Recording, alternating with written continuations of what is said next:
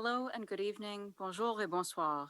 Welcome to the 2022 annual meeting of Atomic Energy of Canada Limited. Bienvenue à l'Assemblée générale annuelle 2022 d'Énergie atomique du Canada Limité. My name is Rhonda Moore. I'm the Executive Director of Science and Innovation at the Institute on Governance, and it's my pleasure to be your moderator this evening. Je m'appelle Rhonda Moore. My name is Rhonda Moore, Executive Director for Science and Innovation at the Institute on Governance. It is my pleasure to be your moderator this evening. Earlier this evening, Elder Amy Bailey, a knowledge keeper from the Algonquins of Pikwakanagan First Nation, performed an opening ceremony for us to set the intention for today's meeting. Elder Amy Bailey emphasized the need for reconciliation and collaboration with Indigenous communities from across Canada. Thank you, Elder Bailey, for your time. While I recognize that we're all tuning in from different places and different places across the country, I encourage you to take a moment to reflect on the land we inhabit or are merely visiting and acknowledge it. In Ottawa, where I am located, we acknowledge that land we stand on is the traditional and unceded territory of the Algonquin Anishinaabe First Nation. The Algonquin and Anishinaabe people are the traditional guardians of this land, and we acknowledge their long-standing relationship with this territory. We pay respect to all Indigenous people from all nations across Canada. We acknowledge their traditional knowledge keepers, both young and old, and we honor their courageous leaders, past, present, and future. It is also the AECL custom to begin with a safety check. So while this meeting is virtual, I encourage all of those who are joining us to take a moment and verify the closest fire exit to you. A reminder to the attendees that after the formal presentations, there will be time for questions and answers this evening. If you've not already submitted a question, you may do so by clicking the link on the webcasting screen or sending a question via email to communications@aecl.ca. Now on to today's participants. Please welcome Mr. Jim Burpee, Chair of the Board of AECL, Mr. Fred DeMarker, President and CEO of AECL, Dr. Steve Bushby, Senior Director of Science, Technology and Commercial Oversight, and Mr. Alistair MacDonald, Vice President of Decommissioning and Waste Management. I will now invite Jim Burpee to the podium for his presentation. Mr. Burpee joined the AECL in June 2017 and was appointed as chairperson of AECL's Board of Directors in July 2019, bringing with him 4 decades of experience in the electricity industry in Ontario. Good evening, bonsoir, and kwe. I am Jim Burpee. I chair AECL's Board of Directors, and I'm delighted to welcome you to AECL's public meeting. I will start by acknowledging that we meet tonight on the traditional unceded territory of the Anishinaabe, Haudenosaunee, and Wendat Nations people. I offer my gratitude to the Anishinaabe for the use of this land and to all Indigenous groups on whose land AECL operates across Canada. I also offer to Indigenous groups my hopes that we can work together in partnership to achieve reconciliation and deliver a better future for us all. I will also point out that I'm not in Ottawa tonight. I'm still testing positive for COVID, and I've decided to remain isolated in my house. This further proof that COVID is impacting all of us. Let me focus my remarks for the moment on AECL and the role of its board of directors. AECL is a federal corporation owned by the Canadian Crown. Like the Crown, we work to achieve public policy objectives, but we operate at arm's length from the government.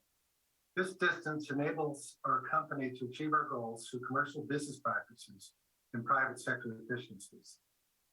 As we will see this evening, this structure enables us to deliver significant value to Canada.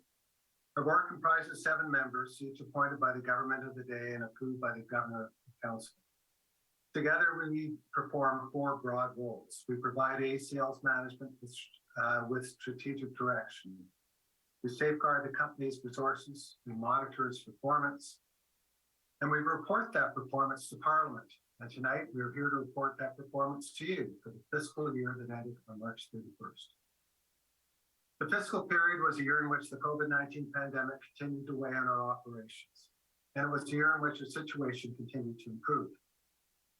AECL and the CNL team at overseas continued to assess, analyze, and adapt so that we could move forward. We have resumed most of our normal activities and adjusted our operations to align with public health guidance. Throughout, our people proved their resilience. Tonight, I acknowledge their dedication and commitment. I am proud of our achievements and milestones, and I will share some of them with you this evening. I will also ask AECL's President and CEO, Fred DeMarker, to give you his perspective on our situation and a look forward to what we have planned. Our mission has three elements: drive nuclear innovation, enable it through our facilities, and clean up radioactive waste. We are delivering good results in each of these areas. Let me start with the radioactive waste cleanup because our fiscal year featured a significant milestone. On October 22nd, 2021, we marked the completion of the engineered containment mound in Clarington, Ontario. This mound safely contains and isolates waste from the former Port Granby Waste Management Facility, which housed waste from the El Dorado Corporation's nuclear fuel fabrication in Port Hope. Now, Clarington has clean land and plans for its future. And we continue to prepare for a future through cleaning up waste from the early days of fuel fabrication in Port Hope, and from cleaning up and decommissioning our own sites as well. Since we started up 70 years ago, nuclear innovation has been our primary focus. That focus has delivered real benefits for Canadians and frankly for the world. Consider the record. We designed and built reactors that delivered electricity reliably and safely for decades. Reactors that delivered medical isotopes from Canada to 80 countries around the world. We can look back over a record of achievements that spanned 7 decades. Those achievements delivered enduring value. Today, they continue to benefit millions of people through clean air and better health. And keep in mind that we're just getting started. Today, AECL's plans center on the rejuvenation of the Chalk River Laboratories, the facilities that enable nuclear innovation. The labs are already Canada's largest scientific research center with 3,300 scientists, engineers, and other personnel. Our plan is to return the labs to the forefront of nuclear science. And CNL's brand new Science Collaboration Center, which will become the central planning and collaboration space for the lab's science and technology programs, is nearing completion. It is a hallmark on the skyline of Chalk River and promises to be the hub for science innovation, collaboration, and culture change. I look forward to its opening next year. We're also working diligently on the delivery of the new Advanced Nuclear Materials Research Center at Chalk River, which will become the core of the lab's research and development, which we'll hear more about later this evening. So we are making good progress in our mandate. We're enabling our nuclear future, cleaning up our waste, and focusing on nuclear innovation. During the fiscal year, we embarked on the development of a new long-term strategic plan for AECL, and to align it with current context, government priorities, market realities, and our capabilities. The plan itself is challenging work because our operating environment is changing in ways that few of us could have expected at this time last year. Excuse me. Back then, we could focus on the government's primary climate goal of achieving net zero greenhouse gas emissions by 2035 for Canada's electrical grid, and achieving net zero for the entire economy by 2050. Those are ambitious goals, and AECL set out to define a path forward. As you heard more than once, there is no path to net zero without nuclear energy. It delivers electricity safely, reliably, 24/7. Ontario has become the reference case to understand how nuclear energy can replace coal-fired generation. Our path forward focused initially on small modular reactors because the probability that they can extend nuclear electrical generation to all Canadian communities, including those that today have no connection to the provincial grids. But then came the war in Ukraine. It brought into sharp focus the question of international security, energy security, security of supply chains, and security of fuel supply, and a general disruption in our normal paradigm. So let's look at Canada. Since starting up more than 50 years ago, Canada's nuclear reactors have proven they can deliver clean energy, reliably, safely, and affordably, and largely solely sufficient within Canada. Looking forward, we'll need those reactors and more reactors.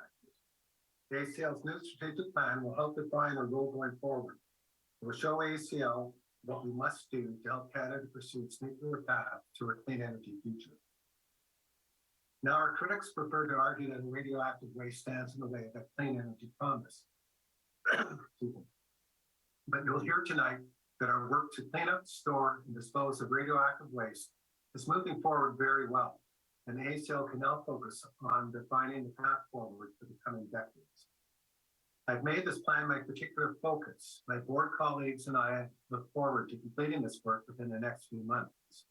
I'm confident that our plan will propel Canada to the global forefront of the nuclear science and technology.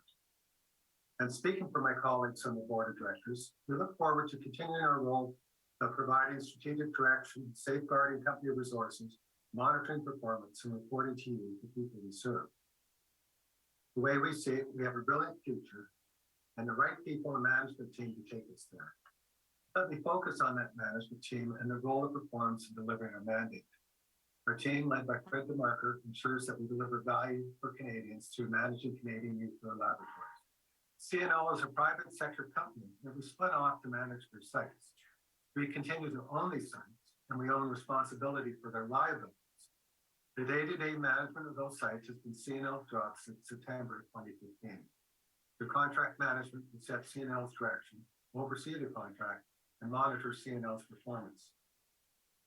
From my perspective as the board's chairperson, I see this as validation of the ideas that led to the creation of this company 70 years ago. We started off as a government-owned company equipped with commercial business practices. Today, under strong private sector management, our assets perform effectively and efficiently, and our liabilities are steadily being reduced. The bottom line is that we effectively deliver results for the Government of Canada and the people it serves. I can say with confidence that the year of our 70th birthday was a year of great success. I firmly believe that AECL, together with the partners, including CNL, will play a significant role in creating a sustainable future for Canada. Our future will come increasingly to rely on nuclear science and technology, not simply for the promise of clean energy. Our labs contribute daily to the advancement of knowledge and insights that deliver results in better health, a cleaner environment, and a Canada that is both safer and more secure. Thank you, Mr. Burpee. Next, I will ask Fred DeMarker, CEO and President of AECL, to step up to the podium. Prior to joining AECL, Fred was President and CEO of the CANDU Owners Group, where he led the nonprofit organization to advance collaboration between CANDU nuclear reactor operations worldwide. Overall, Fred has been working in the Canadian nuclear industry for close to 40 years. Thank you very much for that kind introduction, Rhonda, and thank you, Jim, for the overview of our work. I'd like to extend a personal note of thanks as well, Jim, for making the effort, despite feeling under the weather, to be with us this evening. I hope you're feeling much better very soon. Miigwech, bonsoir, and good evening to all. Jim has already mentioned that our work takes place on lands used by Indigenous peoples since time immemorial. It's important that we acknowledge this, but we must also recognize that there is much, much more that we can do and must do to achieve reconciliation. I've been learning about this challenge since taking up AECL's presidency nearly 2 years ago. And I will tell you that nothing in my career has prepared me for it. Like many Canadians, I was deeply saddened by the discovery of bodies on the grounds of the former residential school in Kamloops. I was also surprised, as neither my education nor my career had revealed anything to me about this sorrowful aspect of Canada's history. Now that I'm beginning to see and understand, I appreciate the knowledge and perspectives we gain daily through AECL's interactions with Indigenous communities. Today, for the record, I want to repeat 4 commitments my team and I have made to propel us forward. First, we are committed to listening, to understanding, to improving, and most importantly, to taking meaningful actions to advance reconciliation with the Indigenous communities on whose lands we operate. Second, so that we may take these meaningful actions, We need to learn. My team and I will continue to learn about Indigenous history, culture, traditions, and worldviews. We will do this through more frequent, more sustained dialogue with Indigenous communities. Third, we will integrate Indigenous knowledge and values into our organizational policies, procedures, practices, and projects. And fourth, we will empower Indigenous communities to participate in our projects. We want them to feel that they share in our success. I made these 4 commitments in June. At the time, we were supporting CNL in regulatory proceedings to license the Near Surface Disposal Facility, or NSDF, proposed for Chalk River. I mention this in the context of the NSDF, but our work is not limited to this one project. Everywhere we work, we are determined to see our way through to reconciliation. Everywhere we work, we aim for better understanding, stronger relationships, durable agreements, and partnerships. We must come together for mutual strength and benefit. There is no other way. As AECL moves forward with our 4 commitments, let us take a look at the progress we're making in delivering our mandate from the Government of Canada. As Jim said, the mandate has 3 elements. In its simplest form, drive innovation, enable it, and dispose of Canada's radioactive waste. For us, waste management and decommissioning makes up the bulk of our work. Of the $1.2 billion Parliament has appropriated for AECL this year, waste management and decommissioning takes up 74%. It's a significant investment in cleaning up our sites, restoring them, and making way for new facilities and infrastructure. Over the past fiscal year, we have made good progress in cleaning up our legacy of 80 years of nuclear science and research. Our work over these years has led to better health for Canadians and millions of people around the world. It has led to clean energy that can offset thousands of megatons of CO2. And it has led to more robust nuclear safety, security, and safeguards for Canada and for the international community as a whole. We have much to be proud of, indeed. However, it has also resulted in the production of radioactive and hazardous waste.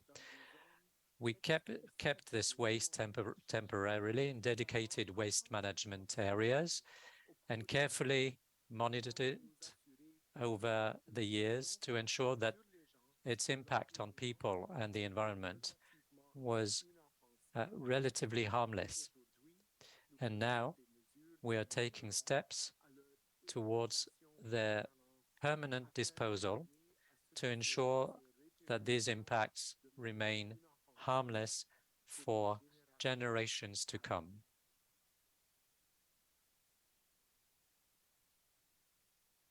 Thank you, Mr. DeMarker. Let's now look at AECL's waste management and decommissioning projects. The Chalk River Labs, the White Shell Lab, and the prototype reactors at Rolfton, Douglas Point, and Gentilly. I'll ask Alistair MacDonald, Vice President of Decommissioning and Waste Management, to take us through this work. Thank you, Rhonda. Let's start with Chalk River, where we have reached the point where the transition from waste storage to waste disposal must take place soon. We are holding high-level waste, which includes used fuel material containing uranium enriched in the United States.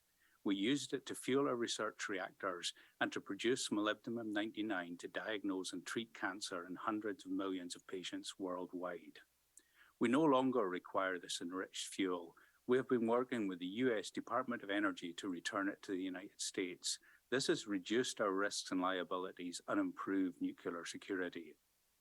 Our high-level waste also includes used fuel material in various forms from years of research and operations. After preparing the fuel material for disposal, we plan to place this fuel in a site being developed by the Nuclear Waste Management Organization, the NWMO.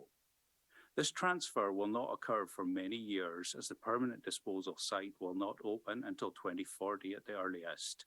Until that time, we are working to consolidate our used fuel inventory at Chalk River, which means we need to transfer to Chalk River the fuel that today is stored at Whiteshell Laboratories and Gentier 1. Consolidating used fuel will increase safety and security and allow us to move forward with cleaning up these sites.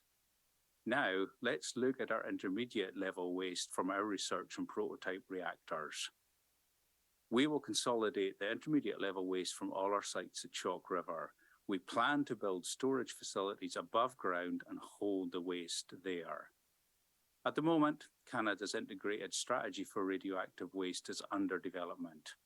The NWMO, the organisation leading this work, has just released draft recommendations which are open for public comment until November the 24th. This draft includes a recommendation that intermediate level waste should be disposed of in a single deep geological repository. If that recommendation endures, then we will dispose of our intermediate level waste there.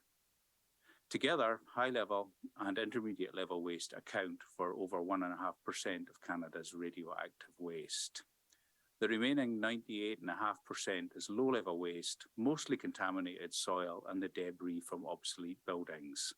Canada plans to isolate and contain this waste safely and permanently near the Earth's surface. For AECL, this means 3 containment mounds: Chalk River, Port Granby and Port Hope. I'll start with the project proposed for Chalk River, the Near Surface Disposal Facility, or NSDF. This engineered containment mound will store low-level waste from 8 decades of nuclear research and development.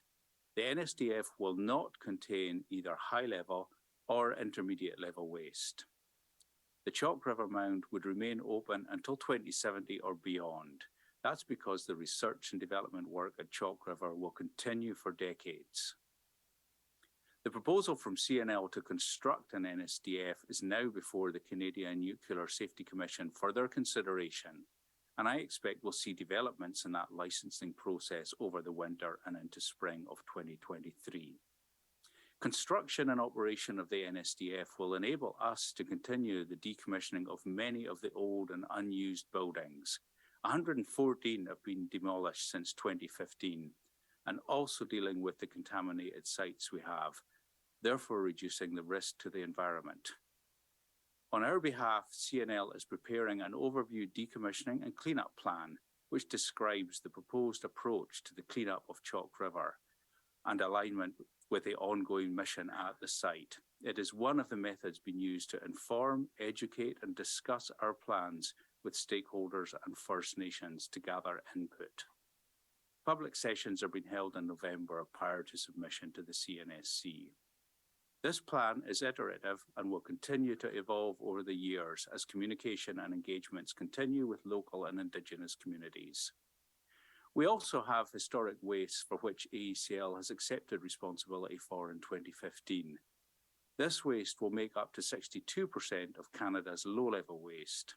It results from mining radium and uranium at Great Bear Lake in the Northwest Territories and transporting it to a refinery at Port Hope, Ontario, just east of Toronto. The Port Hope refinery stored some of its waste nearby at Port Granby. Today, our project to clean the Port Granby lake shore is at its final stages. All the contaminated soil has been moved into an engineered containment mound and the mound has been capped. This mound holds about 810,000 cubic meters of contaminated soil and industrial waste. AECL intends to give the land back and work to create a nature reserve on the shores of beautiful Lake Ontario. And the third mound at Port Hope is now being filled. This is taking waste from a number of sites across the municipality, including from a significant number of domestic properties across the town. For us, this is a challenging project, and we have learned a lot from the last year's work and will seek to minimize disruption to the occupants of the town. When we cap and cover that mound around 2030, it will hold about 1.3 million cubic meters of waste. All in all, AECL takes responsibility for over 90% of Canada's eventual low-level waste inventory. With all our waste destined for storage and disposal, let me turn to our plans to decommission our sites and prepare them for the future. The White Shell Laboratories in Pinawa, Manitoba is our second largest site. It's a smaller version of Chalk River with its own reactor, legacy buildings, and a waste management area. Decommissioning work has been underway there since the labs closed more than 20 years ago, and now we are coming up to the disposal of the WR1 reactor. We plan to grout this underground reactor in place, effectively sealing it in concrete and shielding it from people and the environment. That will enable us to close White Shell around 2027, which is about 30 years earlier than original plans. There are other projects underway to deal with the material currently in the waste management area at White Shell. At Ralphton, Ontario, we plan to decommission the nuclear power demonstrator reactor using the same approach as at White Shell. At both Ralphton and Pinawa, CNL continues to work with local communities, First Nations, and other stakeholders to ensure that our decommissioning work takes into account their interests and concerns. Let me turn now to the Northern Transportation Route. This was the path I mentioned earlier between the mine at Great Bear Lake and the refinery at Port Hope. Last year, CNL completed the first phase of our cleanup at Fort Smith in the Northwest Territories and Fort Fitzgerald in Alberta. This work was delayed by COVID, but now that stage is complete. We are engaging with Indigenous and local communities on cleanup plans for sites along the route. We're also preparing to remediate sites further north in the Satu region. In summary, the last fiscal year was certainly a busy time for decommissioning and waste management team and for all our colleagues at CNL. Allow me to say that I expect this current year will be even busier. Thank you. Thank you, Mr. MacDonald, for that comprehensive tour.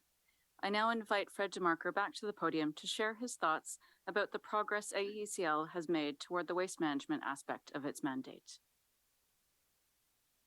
Thank you, Rhonda. I'll take a moment to put our progress into perspective. These 3 engineered containment mounds that Alistair described ultimately will hold 91% of Canada's low-level radioactive waste. So when we're done, we will have cleaned up and disposed of at least 95% of Canada's low-level waste. And that should be something to celebrate.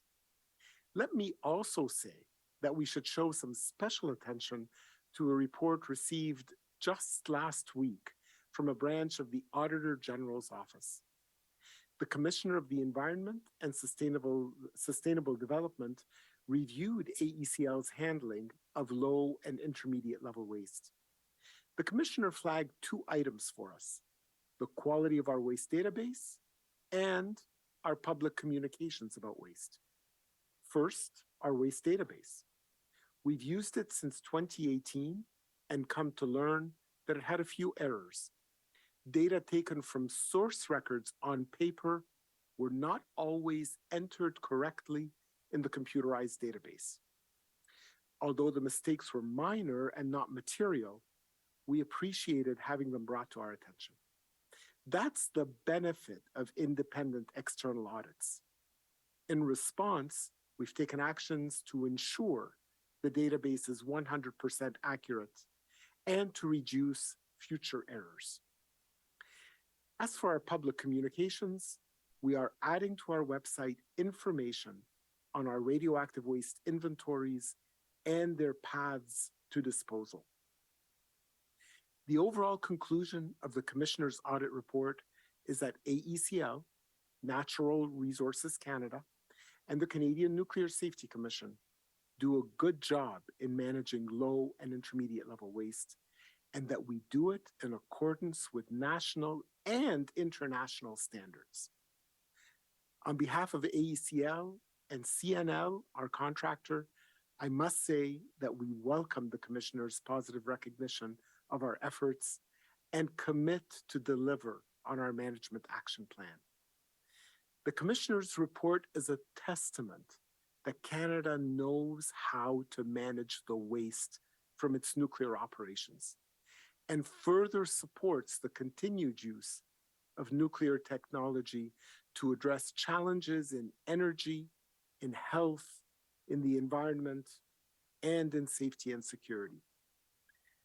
Let me take a moment to discuss those nuclear challenges. For more than 7 decades, researchers and scientists at AECL have applied vast expertise to pursue innovation and deliver benefits to Canadians. Thanks to their work, Ontario removed coal-fired generation from its electrical supply. Nuclear became the primary source of baseload electrical supply in Ontario and a key supply component in New Brunswick. Baseload generation is the foundation of electrical supply, supplemented by renewable generation. But when the wind isn't blowing and the sun isn't shining, it's baseload generation like hydro and nuclear that keeps the lights on. That is a sort of energy security that many countries around the world have come to realize that they now require. I'm proud to say that AECL's work with Ontario set the example for today's net zero challenge. We see clearly how nuclear energy can contribute to the world's climate goals. Moreover, the benefits reach beyond electrical generation. Over the years, AECL's innovations in medical isotopes led to the global distribution of some 800 million cancer tests and 200 million cancer treatments. And the unique design of AECL's CANDU reactors means that they are the only power reactors in the world able to readily produce medical isotopes. Since their inception, CANDU reactors have been among the largest suppliers of cobalt-60 used for cancer treatments and other applications. Today, Bruce Power and OPG are breaking new ground by expanding their isotope production in their CANDU reactors to produce other life-saving isotopes, such as lutetium-177, molybdenum-99, and ytterbium-90. Proud as we are of 7 decades of progress, today we're looking forward to our next challenges. And as we move forward, we are committed to strengthening partnerships with academia and industry experts. Our main asset is the Chalk River Laboratories, an 80-hectare complex with 17 nuclear facilities. This is already an attractive research destination for experts across Canada and around the globe. And AECL's investments in the labs, backed by $1.2 billion from the Government of Canada, are rejuvenating our science and site infrastructure. All in all, it's a very exciting time. Thank you, Mr. DeMarker. As you and Mr. Burpee have noted, AECL's mandate also includes the challenge of driving and enabling nuclear innovation. I'll ask Dr. Stephen Bushby, Senior Director of the Science, Technology, and Commercial Oversight Branch, to report on AECL's progress on this aspect of its mandate. Thanks very much, Rhonda. This is a very exciting time for our industry. As Fred mentioned, nuclear technology holds great promise to address some of the biggest challenges we face, such as climate change and improved human health. But the key to developing new technologies, and indeed sustaining the technologies we already enjoy, is a strong R&D foundation. And Canada has that foundation through AECL and the R&D capabilities resident at the Canadian Nuclear Laboratories. CNL's expertise is broad, and the innovative work underway underpins the efforts of both the public and private sectors. For example, under the Federal Nuclear Science and Technology Program, AECL works daily with 14 departments and agencies to support their service delivery to Canadians. Health Canada, for example, is focused on understanding the effects of very low radiation doses on human tissue. It's the type of exposure received today by airline pilots and indeed in the future of astronauts and space workers working on long-term missions. CNL contributes to this understanding through experiments conducted at a specialized biological research facility at Chalk River, one of only a handful in the world. Environment Canada's research includes questions about how radionuclides behave in a variety of settings. It's a question that lies at the heart of projects for long-term storage of radioactive waste. CNL's expertise in understanding the Chalk River and Whiteshell sites, combined with experimental facilities and predictive models that have been developed over decades, are critical to Environment Canada meeting its objectives. And yet another example, the Canadian Border Services Agencies, or CBSA, uses our technology in a variety of examinations that one may help to interdict the importation of opioids into Canada. In short, under the Federal Nuclear Science and Technology Program, we provide the government with services that help to deliver clean energy, a better environment, better health, and better public safety and security. I'm pleased to note that we are delivering about 90% of our research projects on time. Considering the effects that COVID-19 has had on our operations and those of the Canadian nuclear laboratories, I'm proud of how we are keeping up with our commitments. Of course, the research and the R&D expertise at CNL go well beyond our borders. Scientists and engineers from CNL are active in multilateral research programs underway at the International Atomic Energy Agency, the Nuclear Energy Agency, and the Generation 4 International Forum. I don't think it's hyperbole to say that, like those who made their careers at the laboratories before us, Canada punches above its weight in these international fora. In short, AECL remains in a leadership position in nuclear science and technology, and we intend to remain there well into the 21st century. Beyond our primary focus of supporting the Government of Canada, we also provide an enduring expertise that can be leveraged by the nuclear industry in Canada and abroad. On that front, last year was remarkably successful. We had to set a goal to propose and to develop at least 3 collaborative agreements with other organizations. Our stretch goal was to reach 5 agreements. Not only did we meet it, but we beat it substantially. Last year, AECL and CNL together signed 11 agreements with federal departments and agencies. And the collaborations enabled by these agreements are producing real results.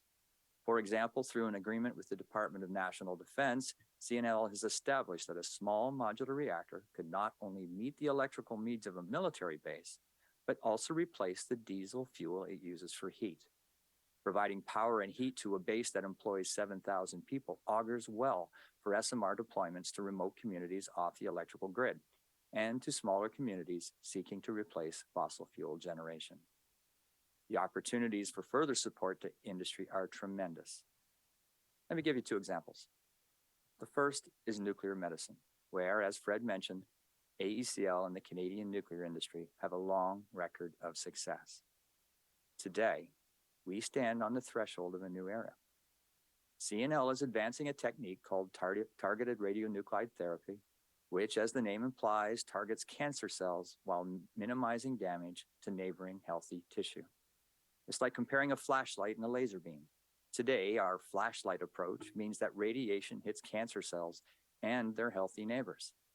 Tomorrow, using targeted alpha therapy, we can hit and focus on the cancer cells with laser-like precision. This is a burgeoning field in the fight against cancer, and targeted radiotherapies are showing great promise. There are over 100 clinical trials underway examining the efficacy of alpha therapies against a range of different cancers. And AECL and CNL are at the forefront of making it happen.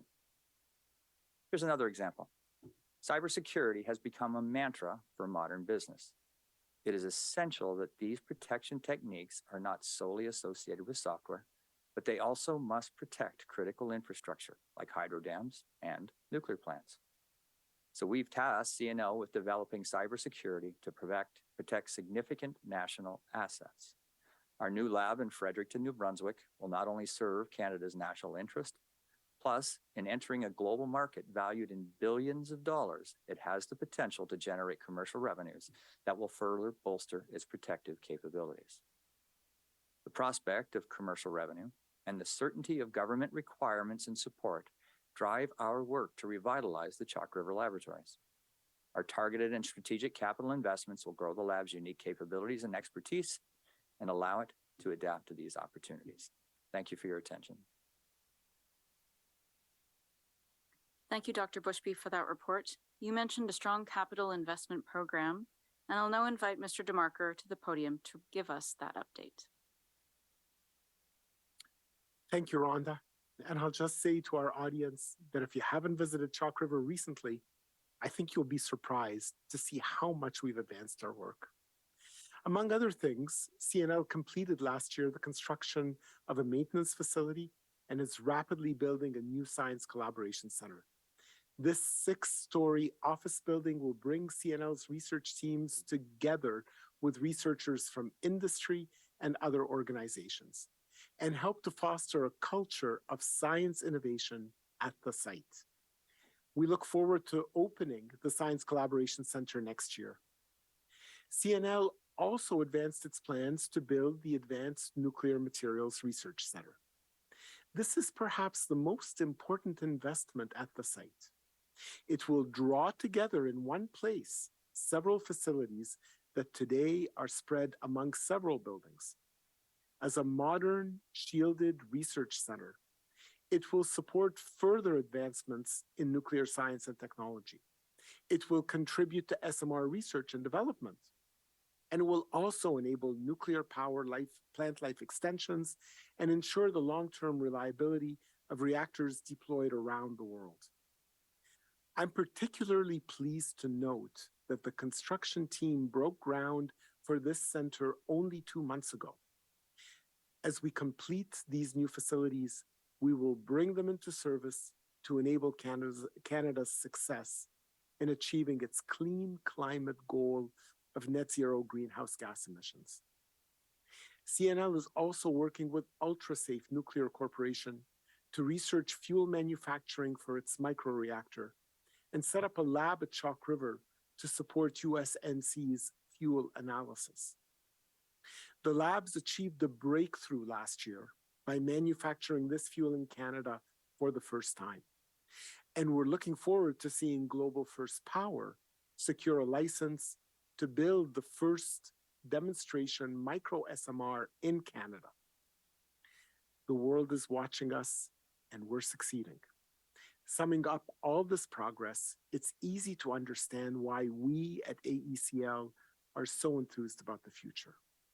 The National Nuclear Labs are a significant national asset for Canada and its people. And the labs are preparing to play a central role in answering the question that Jim raised earlier. What must the national labs do to help Canada achieve net zero by 2050? With whom shall we work? How shall we get ready? Let's do the math.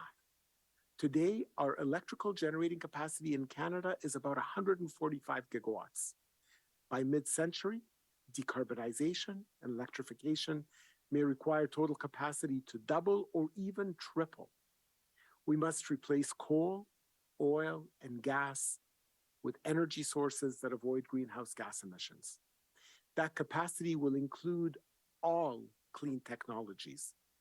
Wind will play a central role, backed by baseload generation from hydro and nuclear, and perhaps accompanied by fossil baseload generation with carbon capture.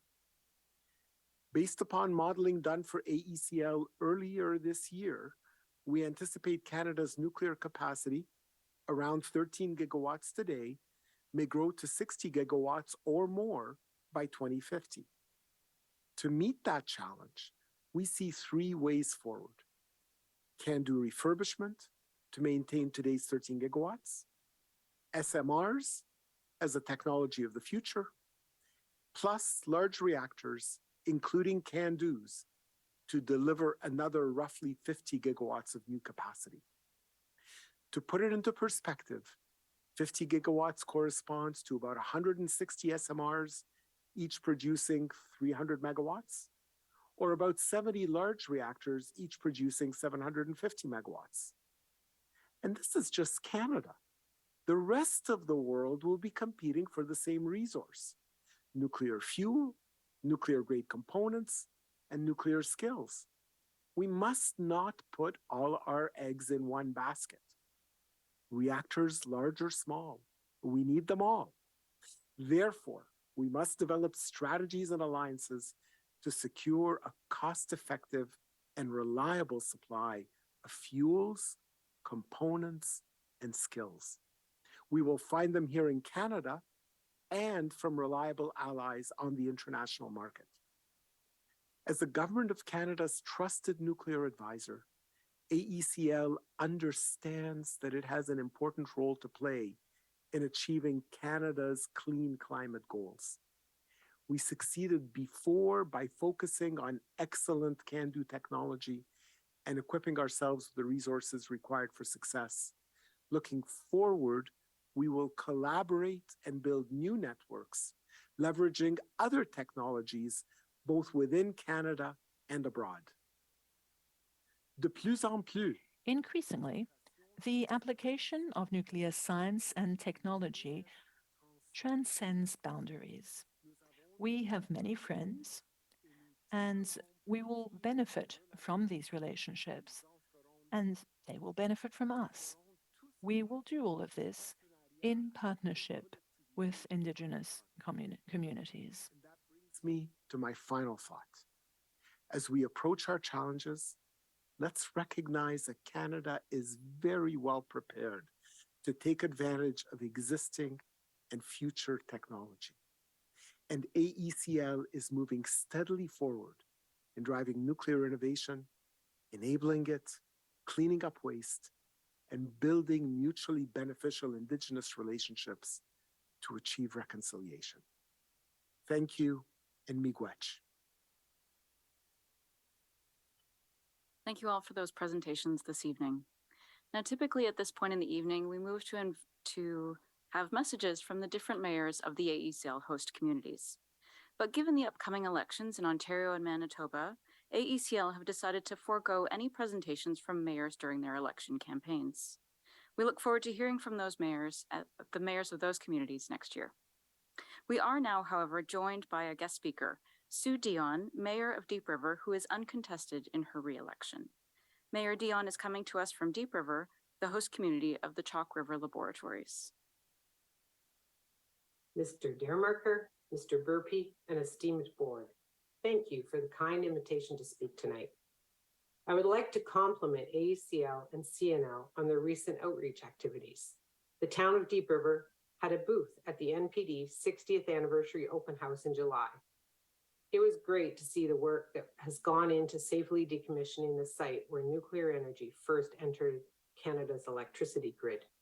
It was also a pleasure for me to see Dr. John Hilborn there, longtime AECL researcher, innovator of the original SMR, the Slowpoke reactor, and an Order of Canada recipient. Remarkably, Dr. Hilborn was also at NPD when the very first reactor went critical in 1962. Along with thousands of others, I attended Chalk River Laboratories' August 6th open house. It was a wonderful day.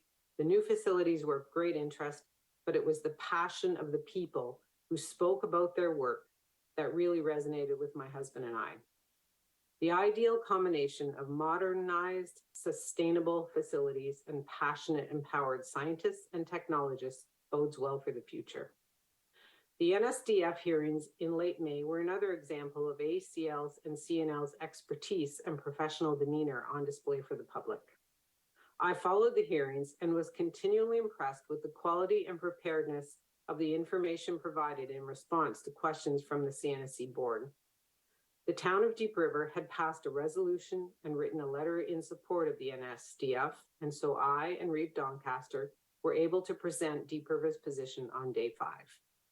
I also initiated a House of Commons petition in support of the NSDF, and I'm pleased to say it garnered over 1,000 signatures, sufficient for our sponsoring MP Gallant to present the petition to the House. I am also pleased to report that in 2021, the town, CNL, and AECL signed an agreement to initiate a review of AECL's payments in lieu of tax. All three parties recognized that despite substantial investment in the site, property assessment had not increased nor kept up with inflation. Tax fairness is very important to the town, with residents paying an ever-increasing share of the tax burden. Unfortunately, the AECL staff involved have changed over time, and the reassessment process has not been as transparent or as smooth as we would have liked. We do want this reassessment to be resolved in a fair and equitable manner for all parties within the timelines of the agreement. And I trust that AECL's board is also supportive of the need for tax fairness. Turning to the future, net zero needs nuclear. And I think recent and extreme and destructive weather around the globe has driven home the message that climate change is real, that it is caused by emissions from the burning of fossil fuels, and that unmitigated climate change is something that cannot be ignored. Emissions must be reduced. I know all of you believe nuclear is a big part of the clean energy solution, and so you might be a little puzzled too by the federal government's April 7th announcement of $2.6 billion in tax credits available to the fossil fuel industry to fund carbon sequestration projects. NRCan is also looking for investment of $319 million over 7 years into research, development, and demonstrations of carbon capture, use, and storage technologies to advance commercial viability. I understand carbon capture is very energy intensive, so perhaps the silver lining is that SMRs will have a future role powering carbon capture facilities and eliminate the need to burn even more gas just to provide the electricity for them. In my view, government decisions really need to have a carbon conscience, and I encourage AECL to be that conscience. Wisely, the government of Ontario recently announced that it's extending the life of the Pickering plant to 2026, and they're going to review the possibility of refurbishment. This is good news. International policy changes in countries like Japan and Germany are also bringing nuclear back. I encourage AECL to make sure that NRCan keeps getting that message from within. In Deep River, we recently completed a downtown community information plan, allowing us to partner with local landlords and business owners who want to update their facades or invest in energy efficiency. We've recently engaged the help of architects and planners to help us make our downtown more sustainable and livable, reimagining our streets to make them safer, our sidewalks to make them wider, and to have places to plant more trees. I've asked where the VSMR will go. We are planning now for the future, and we want you to be part of it. I can imagine a VSMR providing clean electricity to our local grid to power our homes, our vehicles, our arena, our pool, our hospital, and maybe even to power a carbon sequestration plant to help make us a net negative community. The final concept I want to put on the table, and I'm sure it's not new to AECL, is to get a Class EA for SMRs and VSMRs. Once the SMR technology has gone through the environmental assessment process a few times, each subsequent installation should not have to go through a detailed reassessment of the technology. The climate crisis is real, and once proven safe, getting SMRs and VSMRs into a Class EA process will allow their deployment at the pace that Canada needs to get to net zero. So if Class EAs are not on the table, please consider them.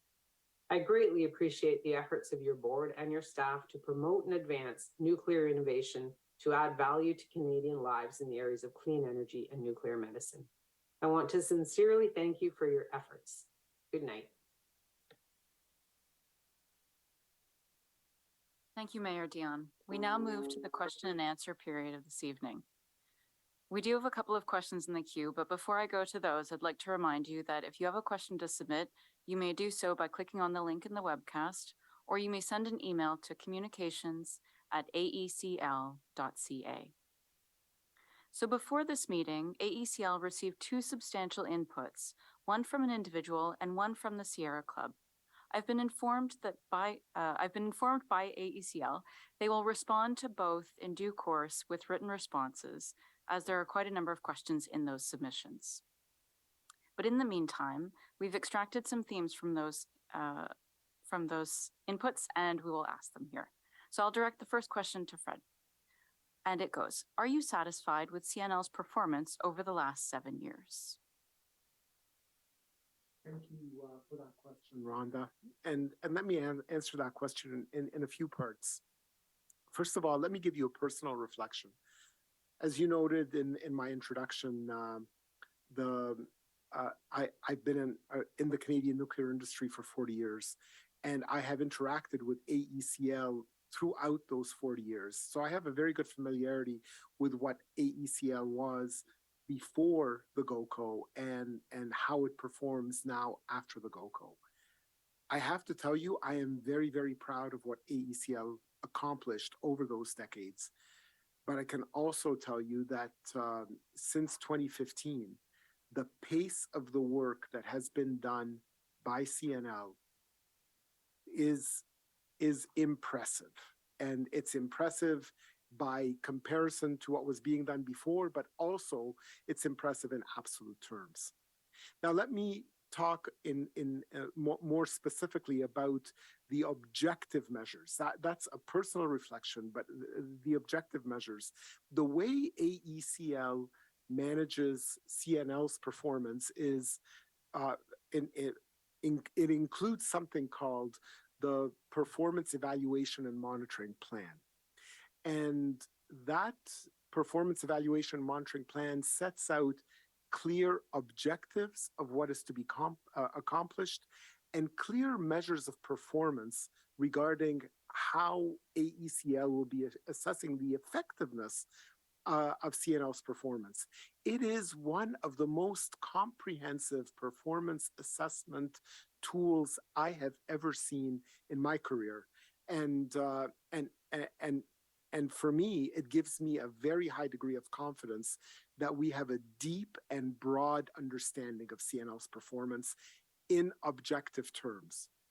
And finally, the third measure that gives me confidence in CNL's performance is we don't only look to ourselves, but we bring in others, outsiders in the international community, to come in and have a look at what CNL is doing and how it's doing. And we use that international benchmarking to inform our understanding of CNL's performance. So we have internal assessment, we have external assessment that gives us confidence that CNL is really delivering value to Canadians. Thank you, Fred. Our second question is, are you rushing the RFEOI process? And if so, why? Thank you for that question as well, Rhonda. And first, let me explain. RFEOI, Request for Expression of Interest. AECL recently issued through MERX an RFEOI for the next contract interval. The current contract with CNL expires in 2025. After that, we need a new contract to decide, or we need to go through a process for deciding who will have responsibility for managing CNL going forward. And the first step in that process is to do to test the market, to go out there to the market and see who is interested. And we use the request for expression of interest process to do that. It is not an instrument that commits us to a contract, but it's certainly the start of the process. We have deliberately started 3 years before the end of the contract to make sure that we give ourselves a generous amount of time to allow stakeholders to engage with the process and to allow prospective proponents who wish to bid to be very well prepared. We want to see quality submissions, and we want to hear from stakeholders regarding what they would like to see in the contract. And of course, in all this, we also want to work with our Indigenous partners and ensure that, that we are reflecting their input as well. So the short answer is no, we are not rushing the process. I should have started with that. Thank you for that. I think the next question goes back to you again, Fred, and perhaps Alistair. While the Commissioner of the Environment and Sustainable Development with the Office of the Auditor General released their report last week, and you made mention of it in your remarks, could you provide a bit more detail on the audit, the recommendations to AECL, and the path forward? And as per one of the questions we received, are you going to pause the disposal program process until the database issues are fully resolved? Okay, well, thank you for those two questions. I did touch upon the audit and the results and what we're doing about it in my remarks. So rather than repeating, I would like to hand this off to Alistair, who can further elaborate on the details of the audit and how we are responding to it. Alistair? Sure. Thanks, Rhonda. Thanks, Fred. Yeah, as Fred mentioned, he did cover off some of this in his introductory remarks, but I will say, you know, we have been on a journey as we're checking and improving our old records. So we welcome the OEG and the audit that they've taken and the recommendations that they've made. And that journey, you know, we are dealing with records, say, from many, many years back. We're dealing with records from various buildings, from waste management areas. And yeah, we are continuing to improve them. We recognize that the quality of some of these records is not transcribed onto these databases in a way that would be modern standards. But, you know, we have all the original records, and our modern database is fully fit for purpose. So we're quite pleased with that. I would also say that, you know, many of the buildings go back a lot of years. And as we prepare for decommissioning, we characterize, we assess that characterization, and we improve the data again on these buildings and waste management areas. And I would also stress, you know, as we move forward, you know, in days gone by, much of the waste records, waste characterization was done to protect the workers. Now we're moving into an era where we're thinking more about the full life cycle of our decommissioning projects, and our efforts are focused more on the disposal and readiness for disposal. So we'll put a lot more effort into making sure that we have the right information available on all our records. We'll continue to improve that. Yeah, and I think that probably covers a little bit of these recommendations on the database errors. So, you know, we'll continue to do that, continue to improve that. Other aspects of that audit covered making our information on decommissioning more public.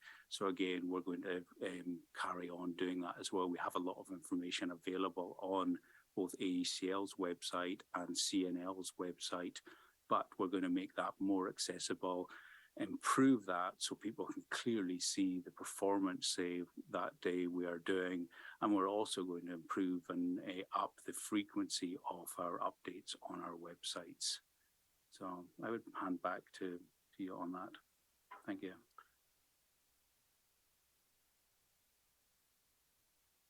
Thank you both. The next question is for Jim, and perhaps Fred to follow up. Jim, in your remarks, you mentioned AECL's board is focused on an updated strategic plan for the organization. Can you elaborate on its importance and the process underway? Thank you. I guess at the simplest level, excuse me, we want to maximize the value of the new Chalk River campus across all the government priorities. But you know, there's some people who see our operations as been about managing liabilities, whereas we see the opportunity to make major contributions to the clean energy transition and ongoing developments in nuclear medical therapy, such as target alpha therapy that Steve Wishby mentioned. So the concept of the plan is to take a comprehensive look at our strengths, weakness, opportunities, threats, what is happening in the larger nuclear environment or the global nuclear business, and where can we make the best contribution that provides the best value for Canada and Canadians. So that process is starting to come to conclusion now. We'll be meeting next month and to start wrapping it up and putting the final elements of the plan together and to be public at some point in the future. Yeah, thank you for that, Jim. And of course, I am in full agreement. But I would also add for AECL, for myself and for my team, this document is a really important tool in terms of helping us to communicate with government, ensure that what we're doing at AECL aligns with government priorities and has the support of government, so that as we move forward, we can move forward with confidence that we will be supported in our efforts. It's also a really important communication tool with the industry and the public at large, because it gives them a long-range view. It gives them a picture of what we see could be the possibilities and how we could contribute to it. And for me personally, being able to see into the future creates excitement, and that's an important part of engaging people and enabling nuclear opportunity, which is a key part of our mandate. So I'm very excited by the work we're doing with the board, and the board is providing very helpful input and guidance in helping us to shape this strategic plan. Thank you, Fred. The next question is for you and perhaps for Steve. And the question is, can you provide an update on the status of the SMRs at the AECL sites? Thank you, Rhonda. The whole opportunity that SMRs brings is a very exciting one. And for me, what AECL is offering in terms of providing potential sites to demonstrate the SMRs and providing the capability to provide some technical input to the SMRs, it really positions AECL and CNL uniquely in helping to enable SMR technologies. Now, Dr. Bushby, Steve, has been one of the leaders at AECL in this area, and I'd like him to elaborate on that opportunity and to offer his perspective. Thanks, Fred. As Fred mentioned, certainly one of the things that we want to aspire to in CNL and our expectations through CNL is for to be an innovation hub for when it comes to SMRs. And so as a result of that, there are many activities underway to enable SMRs in the country. I mean, I had mentioned in my remarks with regard to the Federal Nuclear Science and Technology Program, that's both on technology development, but also informing regulation. Through a program that's called the Canadian Nuclear Research Initiative, or CNRI. We are asking CNL to leverage their assets to help the private sector develop their technologies and bring them to bear in Canada. I guess perhaps the most visible thing that we're doing, though, and this is, I guess, at the heart of the question, is the so-called invitation for demonstration process. So back in 2018, CNL launched an invitation process by which they invited SMR proponents to come to the laboratory and demonstrate their technologies. Part of that, it's a 4-stage process. It's ongoing. So even though we've been doing it now for a few years, please, if there are ideas or technologies to be brought forward, we're happy to hear them. As part of that 4-stage process now, there are 4 companies that have entered into it. So the 3 of them, U Battery, Starcore, and Terrestrial Energy, they've gone through this first phase of this, kind of a pre-qualification. But the most advanced, and we alluded to it again in our remarks, is Global First Power and their micro reactor to be built at the Chalk River site.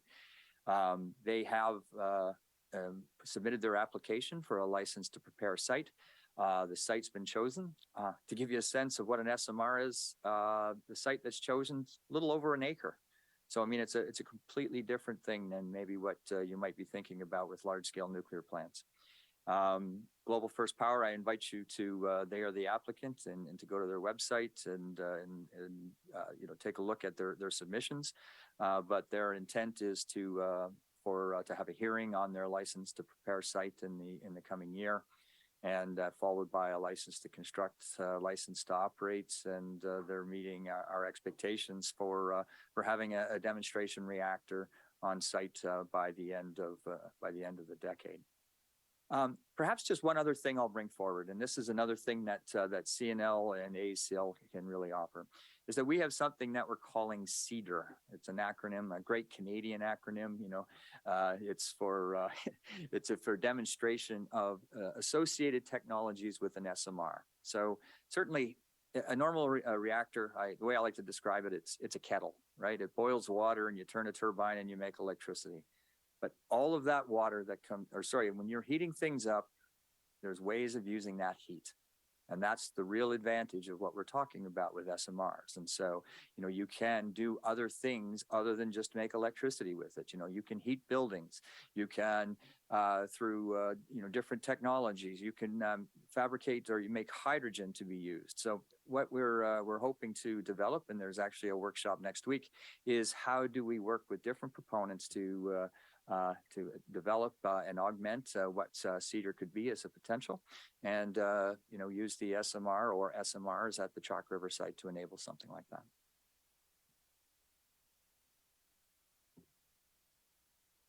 Thanks, Steve. Our next question is back to Fred, and I was wondering if you could elaborate or perhaps be a bit more specific on how AECL is advancing reconciliation with Indigenous communities. Okay, well, thank you very much, Rhonda, for that.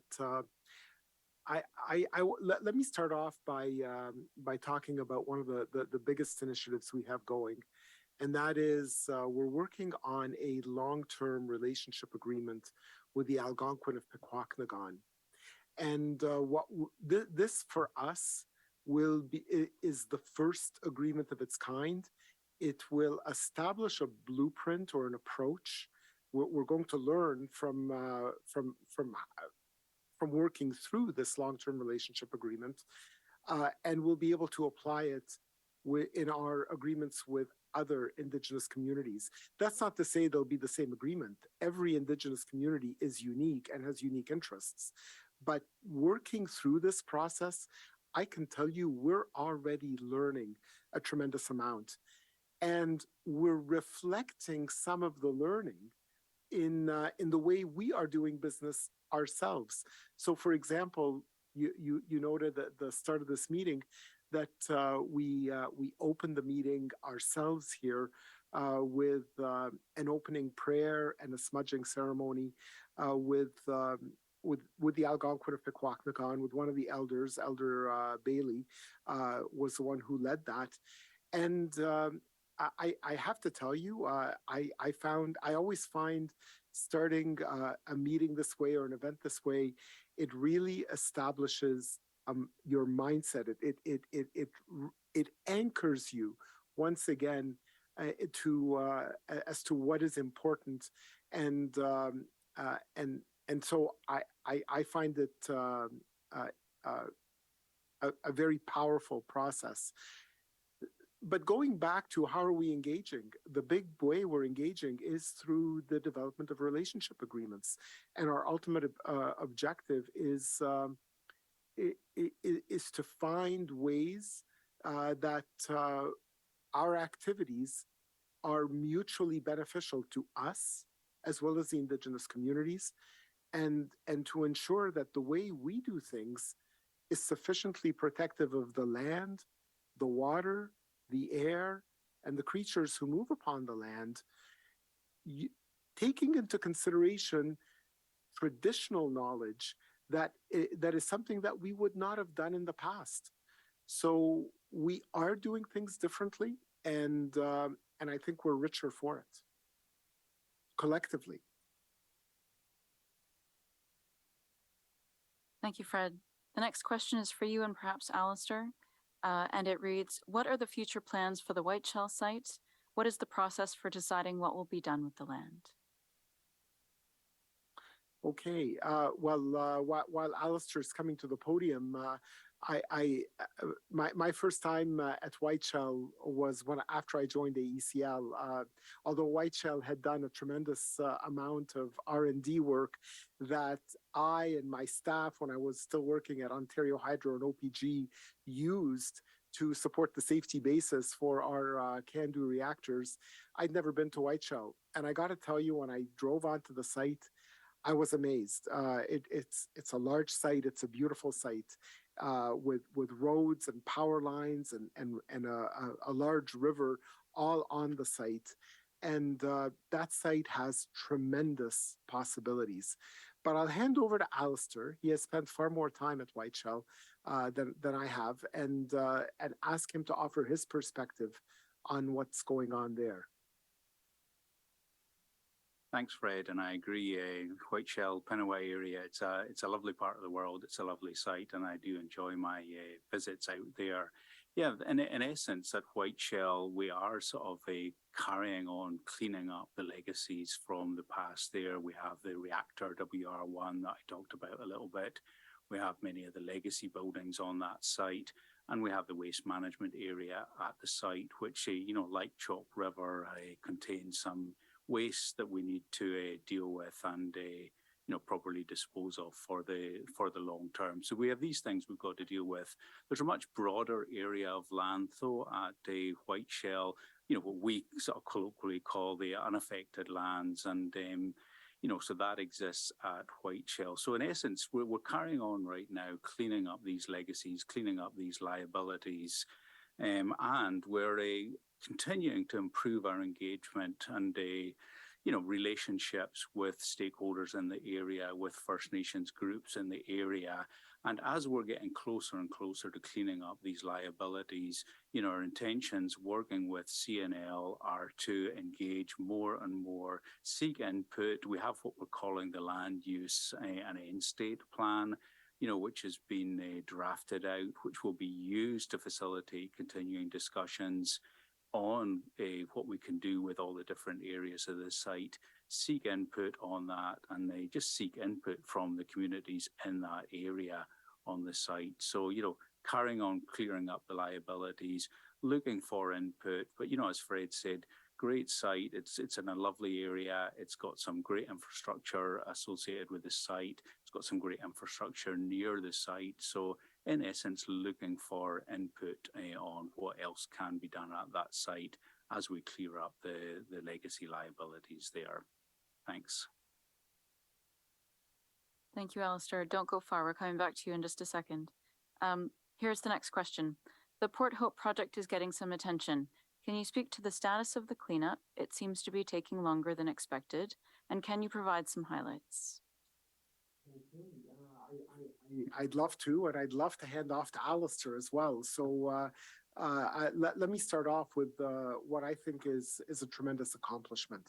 First, the Port Granby site, which is right next door to Port Hope.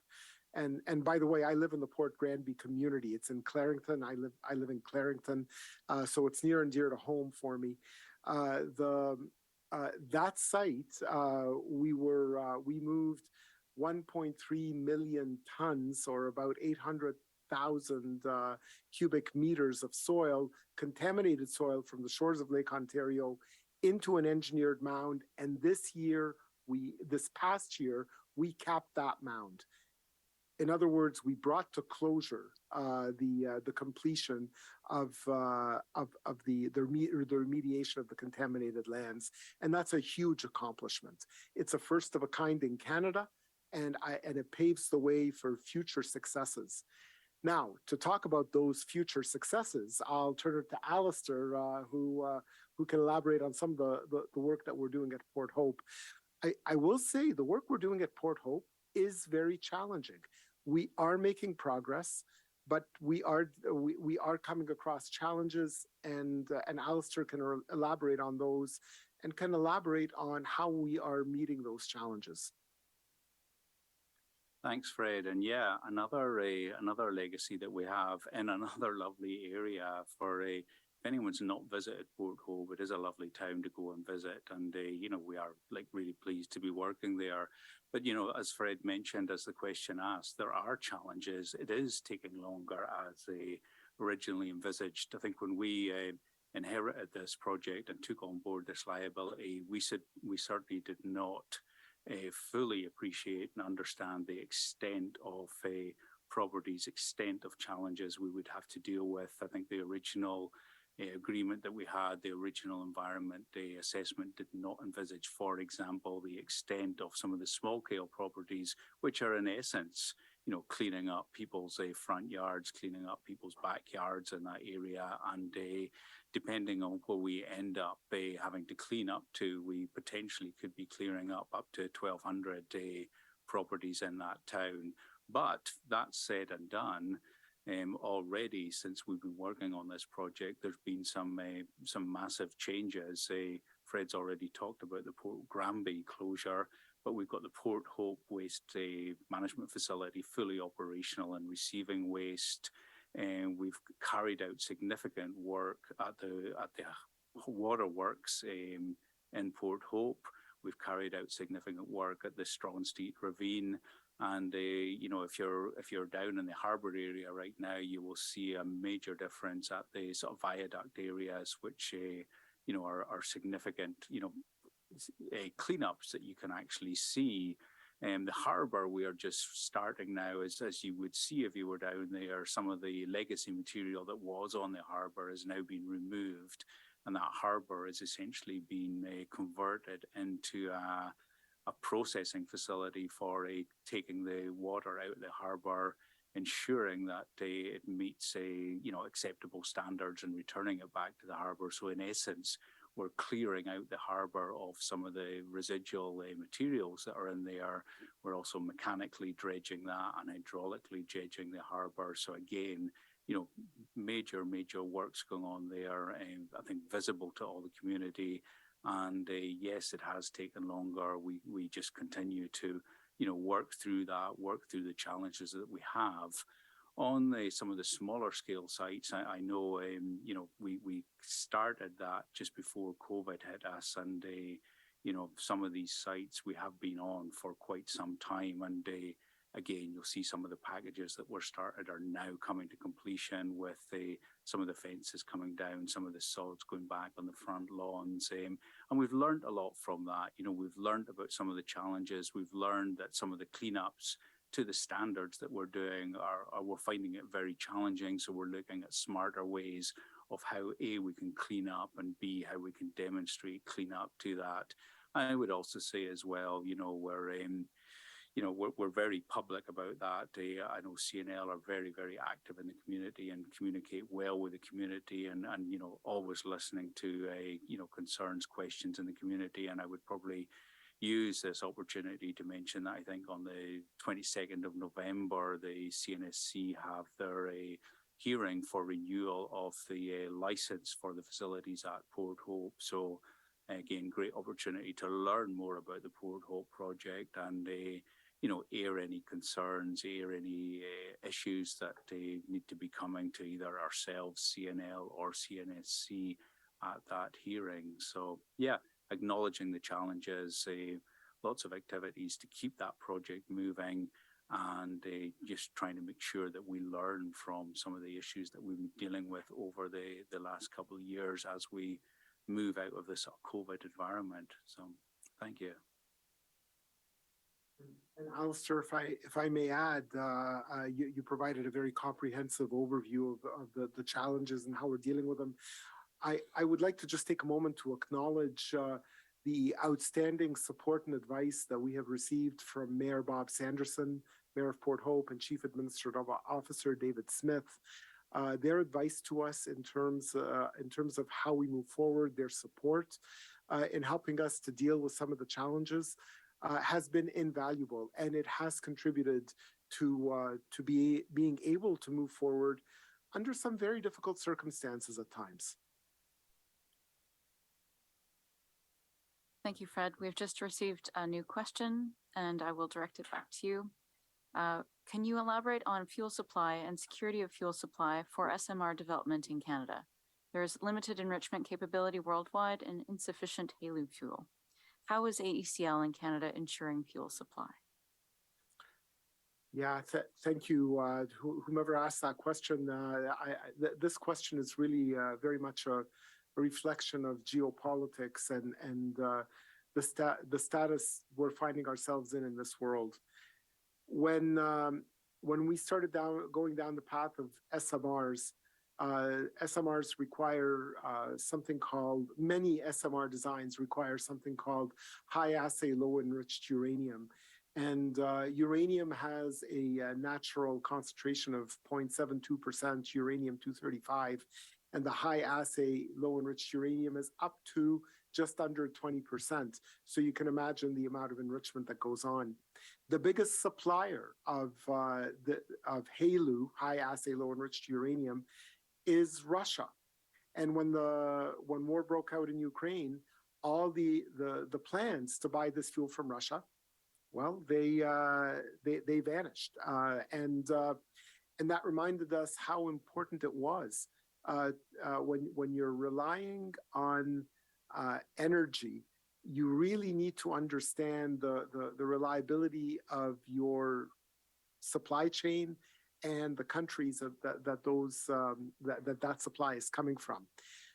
And so we are dealing with this issue.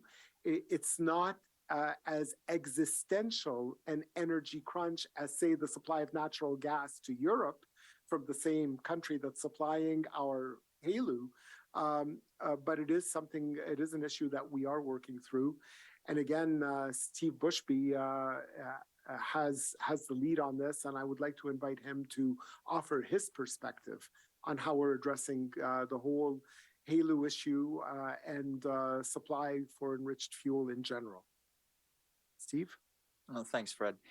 You've pretty much captured things. Small modular reactors often require this HALEU, or high assay low enriched uranium. And, in Canada, we have always had natural uranium reactors. And so there's a very specific design associated with that. So if we want to have reactors that are remote and can operate with very few fuel changes and things, HALEU is indeed required. And as Fred mentioned, it was a commodity, but that commodity no longer exists. And so AECL, with its federal departments and particularly Natural Resources Canada, we are working with like-minded countries to see how we can actually, provide this HALEU. Like-minded countries with enrichment capabilities or may have, some of their own supply. It is, as Fred said, it is also not existential. There are ways that we can deal with, this with enrichments that might be lower and more readily available in the first set of SMRs. But I think there are some things that we are working on very closely with our allies that might lead to, this being resolved in the not too distant future.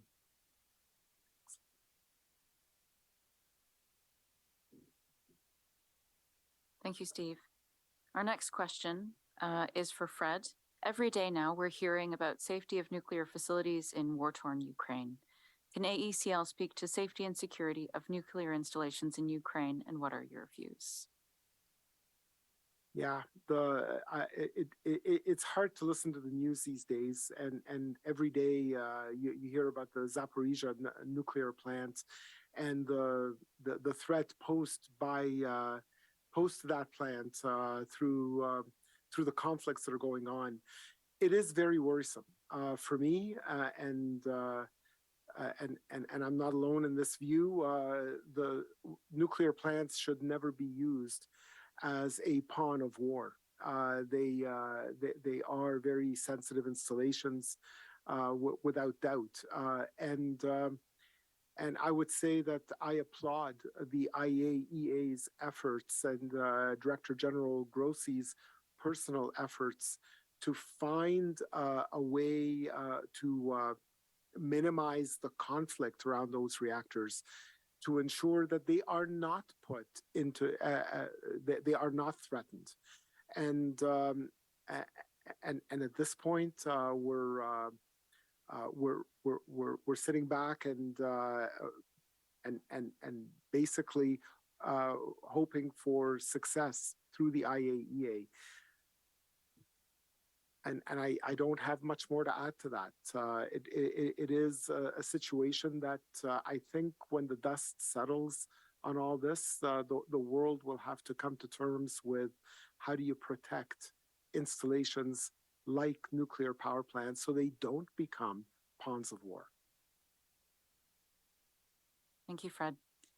Before we move to our last question, I'd like to let you know that we have received a number of additional questions in writing relating to follow-up on the REFOI process, Indigenous consultation, specific public engagement programs run by CNL, and all of these questions will receive responses in writing in the coming days from AECL staff. And so my last question is for Fred, and it has 4 parts. Are you ready? I don't think I can remember 4 parts, so give them to me one at a time. First part, is it possible for Canada to reach its net zero objectives?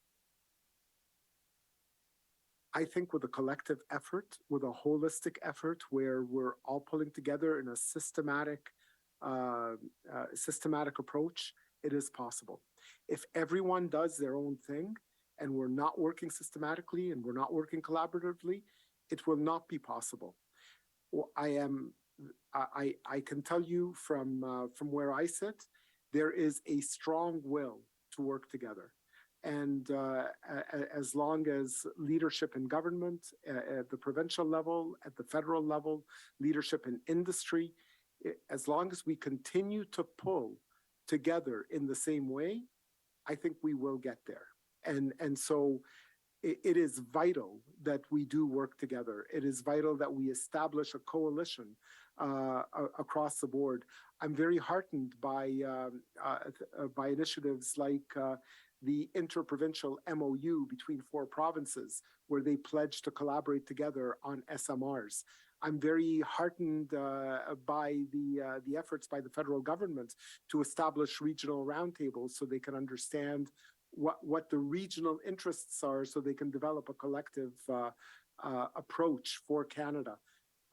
But we need to do more. We're moving in the right direction. Those aren't the only things that we need to do. We will need to do more to ensure that we have the supply chain to supply the large new build. And by supply chain, I'm talking about not just parts, but people and in that supply chain. So I think we're moving in the right direction. There is more to do, but I believe it is achievable. Thanks, Fred. I'm going to put the next 3 together. I think you can do it. So the first part is, can we achieve net zero with SMRs alone? What is AECL's role? And last, is there a possible role for CANDU? So I'm a very strong believer so to answer the second question, can we achieve net zero by SMRs alone?